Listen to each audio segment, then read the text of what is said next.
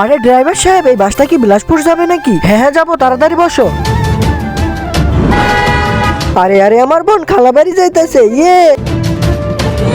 আরে ড্রাইভার সাহেব, বাসটা একটু দাঁড় করান, আমার বোনের ক্ষুধা লেগেছে। আরে এখানে বাস দাঁড় করা যাবে না, সামনের স্টপে দাঁড় করাবো। আরে ড্রাইভার সাহেব, বাসটা একটু দাঁড় করান, আমার বোনকে দুধ খাওয়াতে হবে। এই যে ড্রাইভার, এখানে বাস দাঁড় করাবে না। আরে এভাবে বাস দাঁড় করালে তো আমাদের বাড়ি যেতে দেরি হবে। হ্যাঁ হ্যাঁ তুমি ঠিক বলেছো, আর তোর বোনের দুধ খাওয়াতে হলে সামনের স্টপেই খাওয়াবি। আরে না না সাহেব, আমার বোনের অনেক জোরে ক্ষুধা লেগেছে, আমি তোমাদেরকে হাত জোর করছি, প্লিজ বাসটা দাঁড় করাও।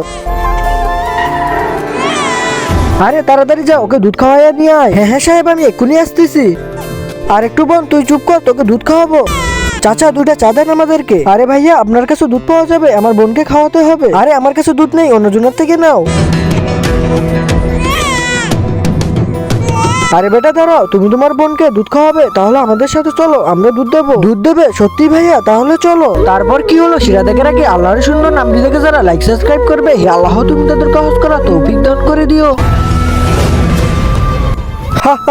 আরে বসকে তাড়াতাড়ি ফোন লাগা, আর বসকে বল একটা বাচ্চার সাথে আরেকটা বাচ্চা আমরা পেয়ে গেছি। আরে আমাকে ছেড়ে দাও, আমার বোনের অনেক জোরে ক্ষুধা লেগেছে। গাইস, এরকম লোকেদের থেকে সাবধানে থাকুন। ভিডিওটি ভালো লাগলে শেয়ার করে দিবেন।